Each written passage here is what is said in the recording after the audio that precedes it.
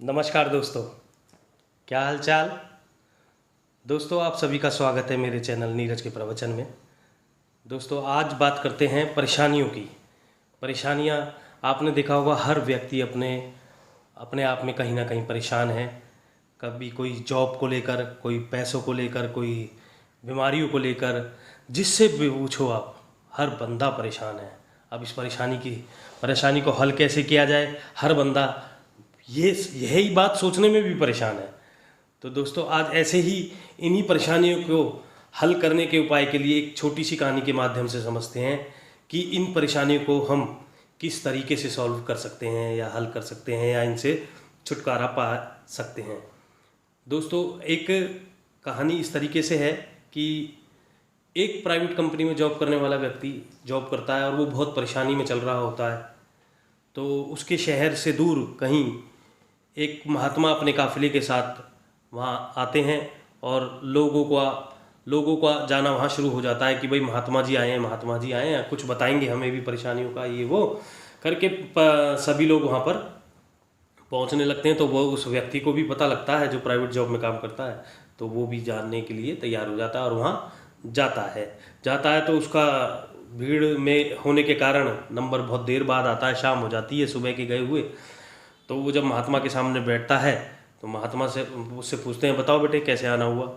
तो वह व्यक्ति कहता है कि बाबा, बहुत परेशान चल रहा हूँ मैं, मेरी घर में बीमारियाँ भी बहुत हैं और बीमारियाँ ठीक होती हैं, कभी कोई परेशानी आ जाती है, कभी पैसों की तंगी आ जाती है, कभी कोई परेशानी। तो बाबा मेरी इन समस्याओं का कोई उपाय बताओ।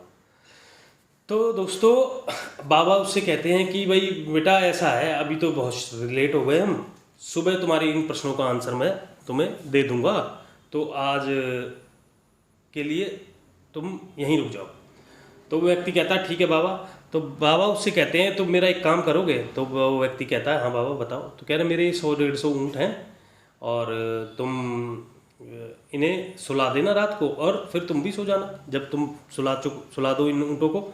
तो दोस्तों, वो व्यक्ति उन्हें सुलाता है। जैसे भी अब सुबह हो जाती है, सुबह होती है तो महात्मा उससे पूछते हैं, बेटा कैसी गुजरी तुम्हारी कल रात।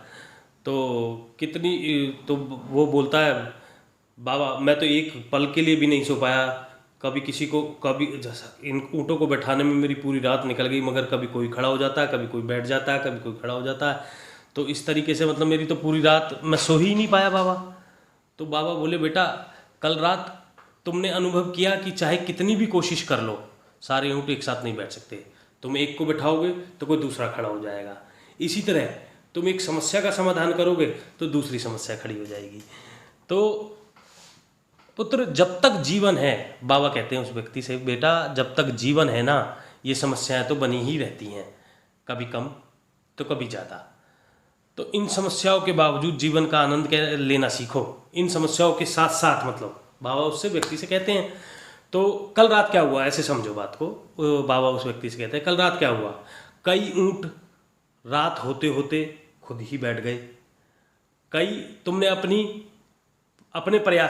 अपने प्रयास से बैठा दिए, बहुत से ऊँट तुम्हारे प्रयास के बाद भी नहीं बैठे और बाद में तुमने देखा कि उनमें से कुछ ऊँट खुद ही बैठ गए। तो कुछ समझे? बाबा उस व्यक्ति से पूछते हैं, कुछ समझे?